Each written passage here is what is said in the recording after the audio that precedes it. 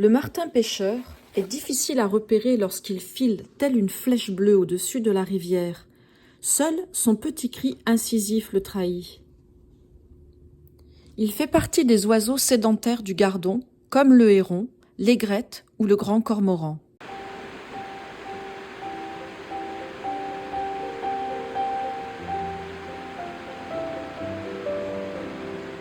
L'aigrette garzette aime les eaux peu profondes. Elle harponne petits poissons et grenouilles grâce à son long bec noir. Elle agite ses longs doigts jaunes dans l'eau pour attirer facilement ses proies. Aussitôt ferrée, elle harponne le poisson et l'avale d'un trait.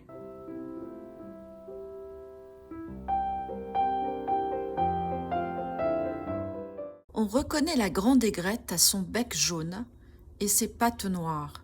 Son long cou forme un S caractéristique de l'espèce.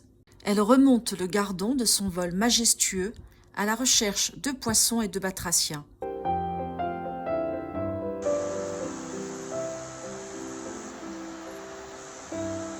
Le héron cendré se distingue grâce à son long cou, ses longues pattes et son bec effilé.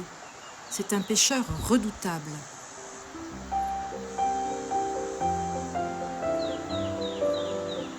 Il se nourrit essentiellement de poissons, en particulier pour l'alimentation des jeunes. Son régime inclut aussi des grenouilles, des écrevisses, des musaraignes ou de jeunes couleuvres.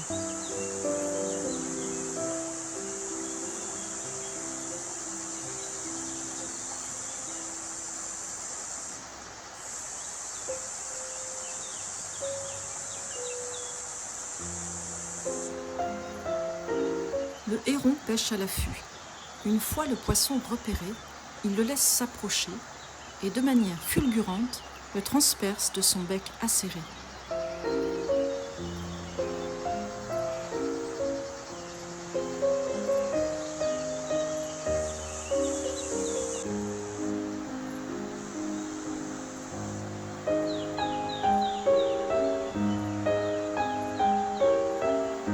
Le canard colvert est un canard de surface. Il n'a pas la capacité de plonger. Le mâle arbore de belles couleurs en dansant près de la canne en période nuptiale pour la séduire. La femelle colvert est très protectrice de ses canetons et jamais elle ne s'en éloigne.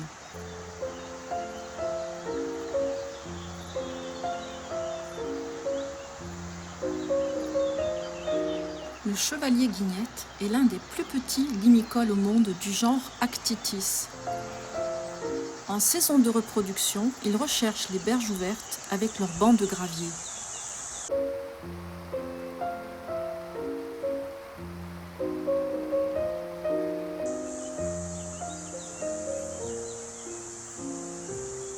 Le héron garde-bœuf se rencontre plus souvent dans des steppes herbacées, des cultures, des prairies ou derrière un tracteur en labour.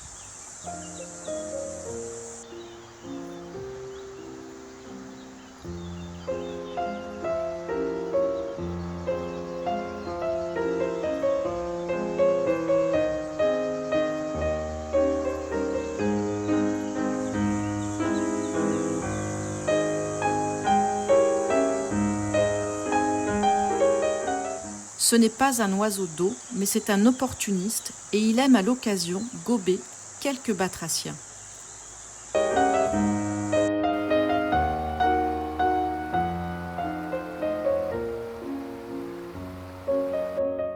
Le grand cormoran passe l'hiver sur nos gardons. C'est une espèce très commune qui vit en colonie. Son régime favori, le poisson. On l'observe souvent perché bien droit, les ailes entr'ouvertes sur son reposoir pour se sécher les plumes et pour faciliter sa digestion. Il est présent sur les gardons presque toute l'année.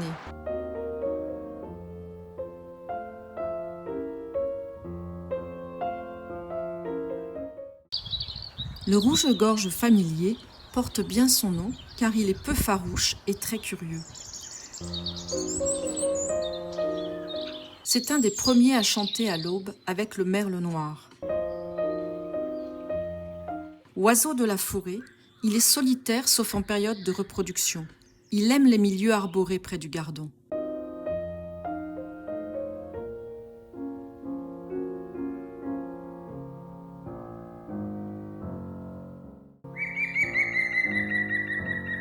Le pivert aime les bois feuillus, mais il a besoin d'espaces dégagés et d'herbes rases pour trouver sa nourriture, constituée principalement de fourmis et de larves.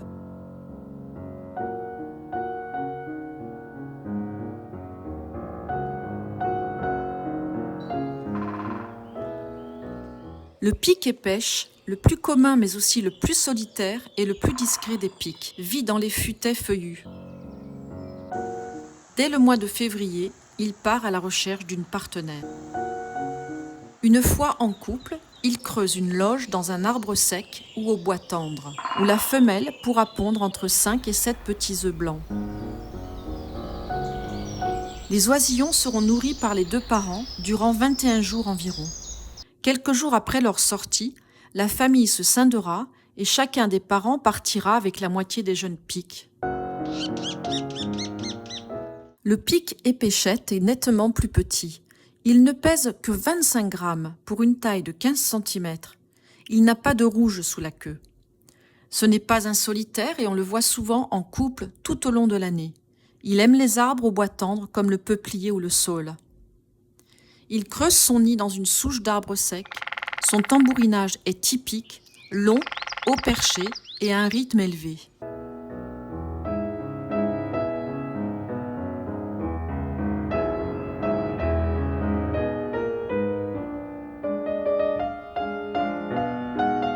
Le guêpier d'Europe est un oiseau exclusivement migrateur venant d'Afrique. Il vit en colonie.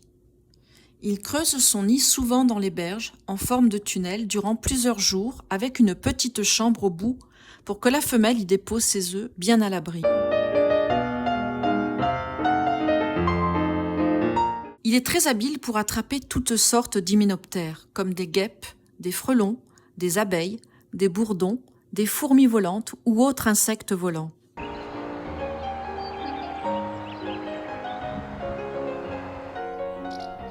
L'hirondelle de fenêtre est une espèce rupestre, nichant à l'origine sous les surplombs rocheux des falaises.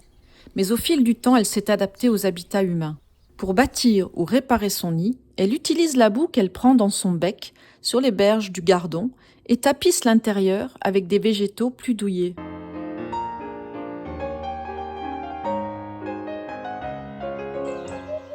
La huppe faciée est très reconnaissable grâce à sa huppe et à son chant. Elle aime les prés pâturés avec de l'herbe rase pour la recherche exclusive d'insectes. Cavernicole, elle fait son nid dans un trou d'arbre, sous un vieux toit ou dans une paroi rocheuse. Souvent, elle reprend le nid de l'année précédente.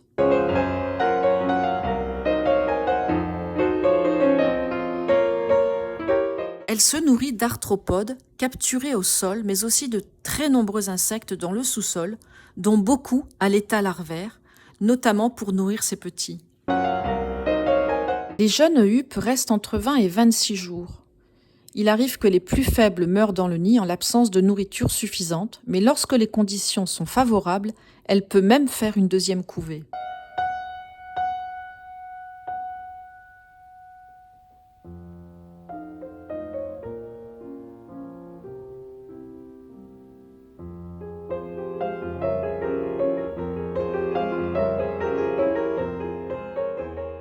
Le loriot d'Europe, migrateur africain, fréquente principalement la canopée, des futaies de vieux arbres à feuilles caduques.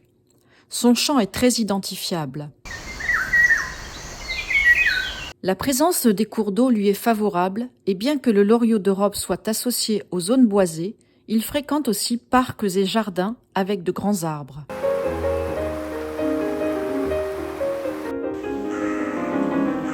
La corneille noire est un des plus grands passereaux au monde. Elle a les ailes plus larges, une queue plus courte et plus arrondie que le grand corbeau et le corbeau freux. Elle recherche sa nourriture essentiellement au sol, auquel elle doit avoir accès, mais elle peut à l'occasion s'aventurer sur les bords du Gardon pour attraper du poisson.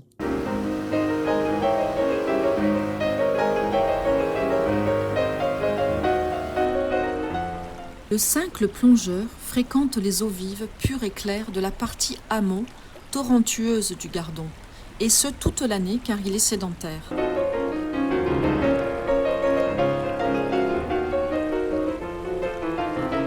Doté de pattes aux doigts munis d'ongles acérés, il est capable de s'accrocher aux aspérités du lit et marche littéralement dans et sous l'eau, s'aidant de ses ailes pour jouer avec le courant.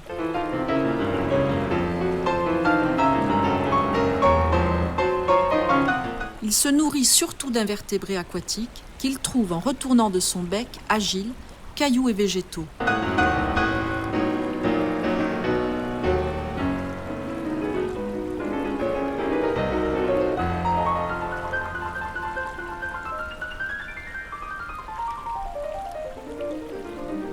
Le nid est construit en forme de dôme en mousse avec une ouverture latérale.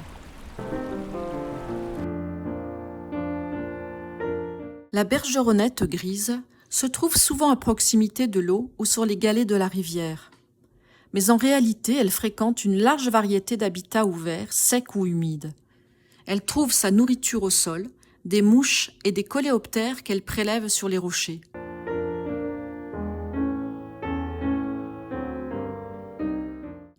Elle fait son nid dans une anfractuosité, dans un bâtiment, sous un toit, sur une poutre, dans une fissure, elle s'adapte à tout.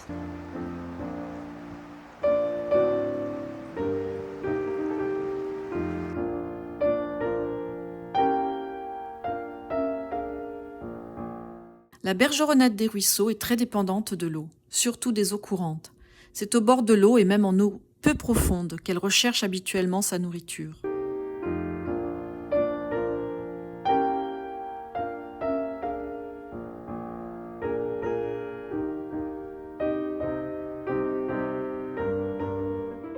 À la naissance, les parents les nourrissent durant 12 à 13 jours, puis après 3 semaines, ils prennent leur indépendance.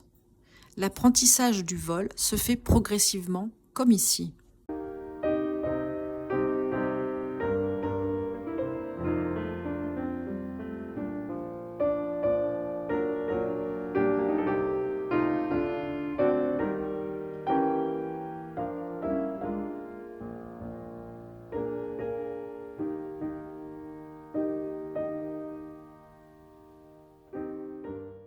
Plusieurs rapaces arpentent le Gardon. Buses, milans, éperviers, circaètes Jean Leblanc.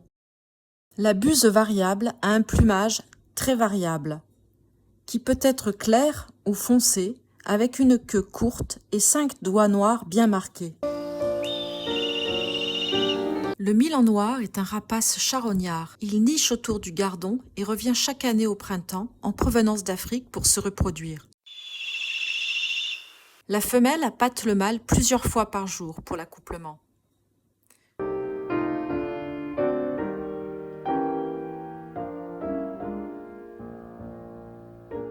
Après l'accouplement, la femelle reste de longues minutes sur la branche ou au sol sans bouger.